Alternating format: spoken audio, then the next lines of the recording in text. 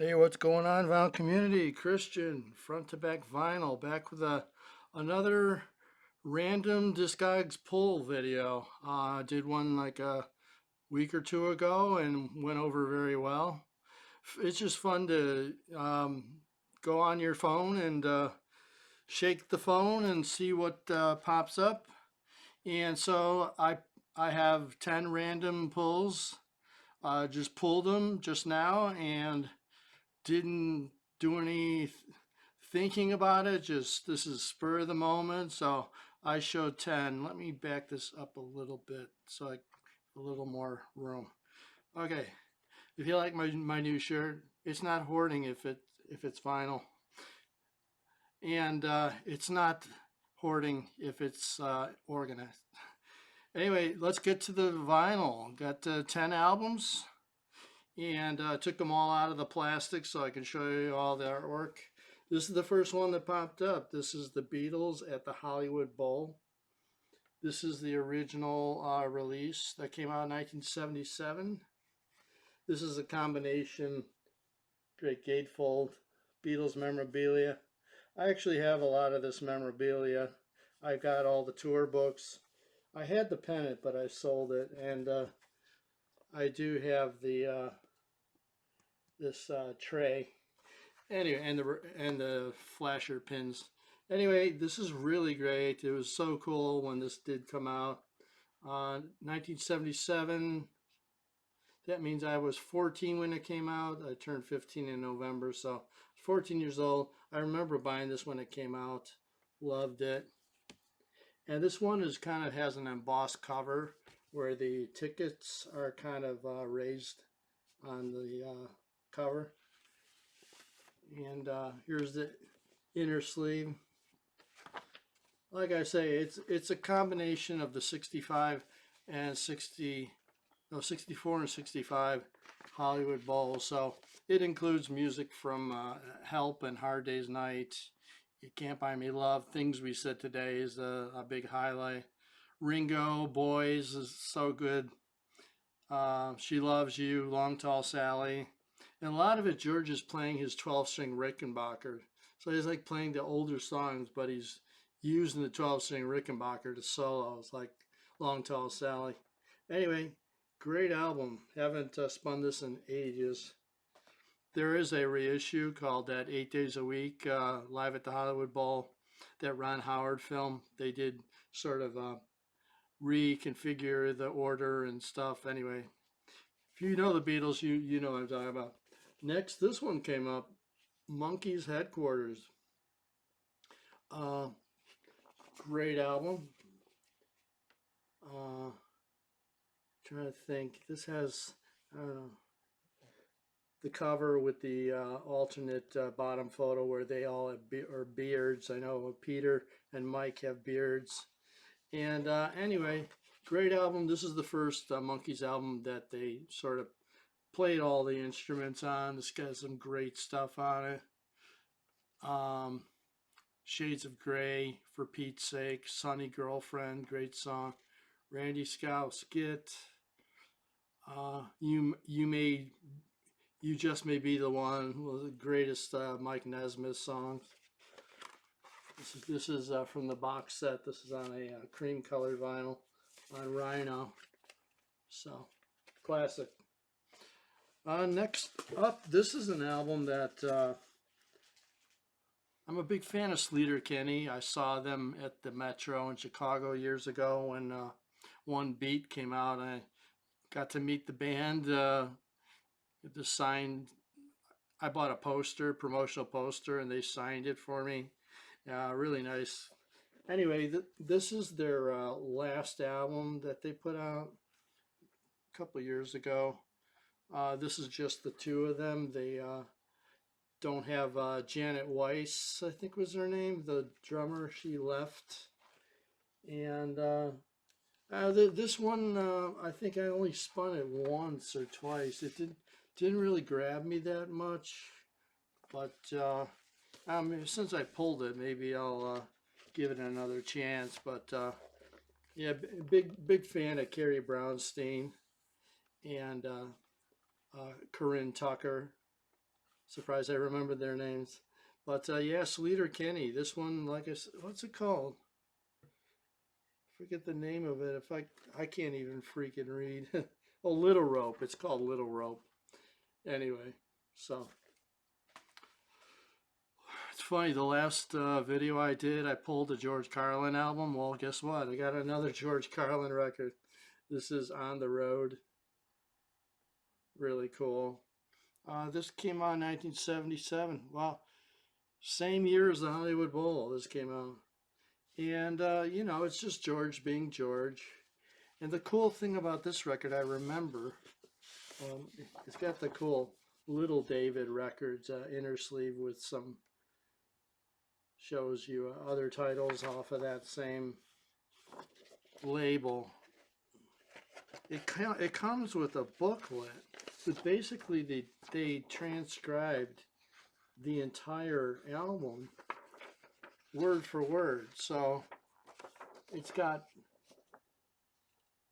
I mean, it's very small type, but I mean, 40 years ago I could read it, but yeah, very small type. But it's basically everything that he said is in this fun little booklet. So yeah, love George. Saw him in concert once in the early 80s, 84, I want to say. Anyway, one of the best. Next up is a classic, REO Speedwagon. You Get What You Play For. This may be the first REO album I bought, which is really a good starter point if you want to sort of learn about the older stuff. This came out before High Infidelity. Here's the gatefold, nice picture of the band. Gary Richrath, Kevin Cronin. This one has the famous live version of Riding the Storm Out, which is great. Golden Country, 157 Riverside Avenue. Keep pushing on, keep pushing. Yeah, killer album by REO Speedwagon. Let's see if I could, what year this came out. 1977. This is 77 again. Wow. Next up, classic Canadian hard rock, Nature of the Beast, April Wine. I killed this album when it came out. I love this album. There's even a home video from this tour. And I mean, this plays like a greatest hits. I mean, All Over Town, Telling Me Lies, Sign of the Gypsy Queen was the big single off of this one. Future Tense, Big City Girls,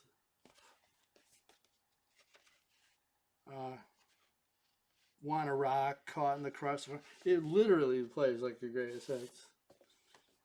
And the funny thing about the concert video is they're like outside their tour bus or something, and Miles Goodwin is standing there outside in the cold, and the camera's like, "Who are you?" And he's like, "Miles Goodwin, singer, songwriter, all around, all around tremendous talent." I think that was the line.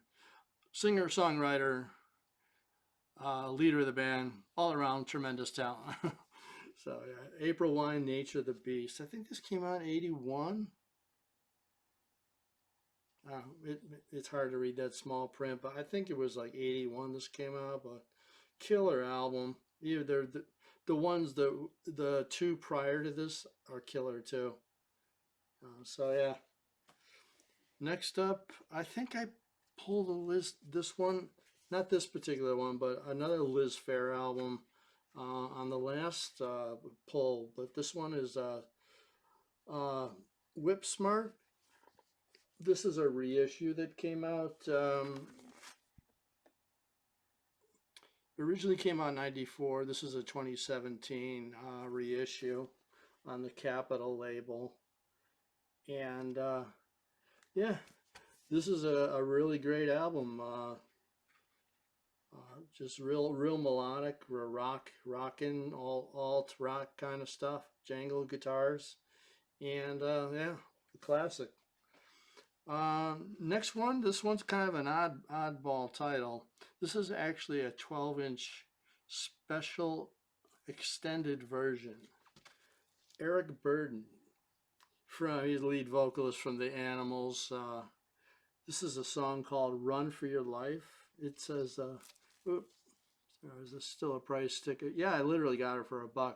Special extended version. Um, Off of his album, I used to be an animal, but I'm all right now. I still need to pick that record up. I know that's one that's pretty easy to come by. But huge fan of Eric Burden. I saw the Animals in 82, 83 when they reunited the original lineup.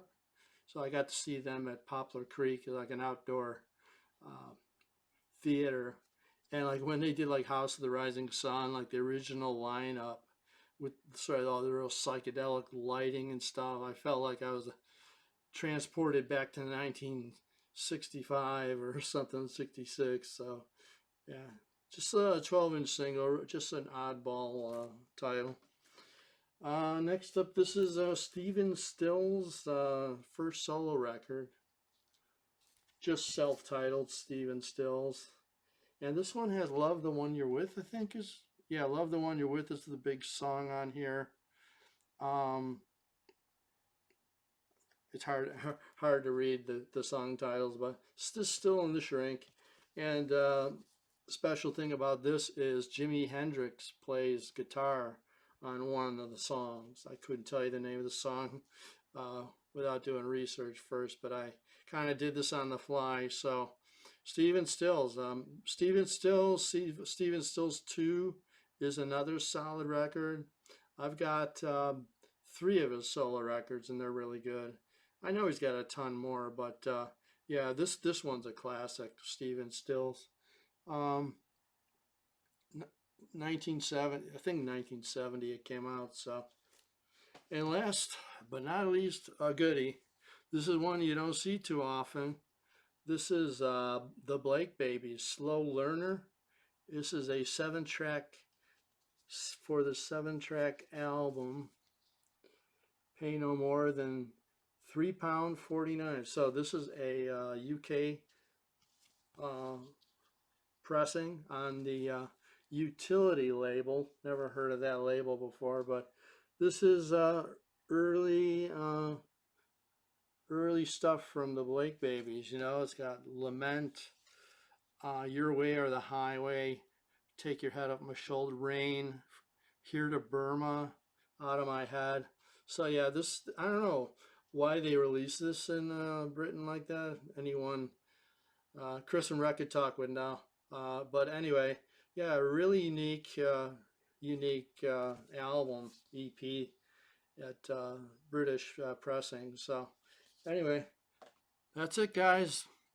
10 random pulls from DISCOGS. So let me know what you think in the comments, what I pulled, and give this a video a thumbs up if you're still if you're still watching. I'm getting close to 300 subs, guys. So if you haven't subbed already, I really appreciate if you would. It doesn't cost anything. It really helps me out, grow my channel, and the thumbs up really helps get you know get my video out there.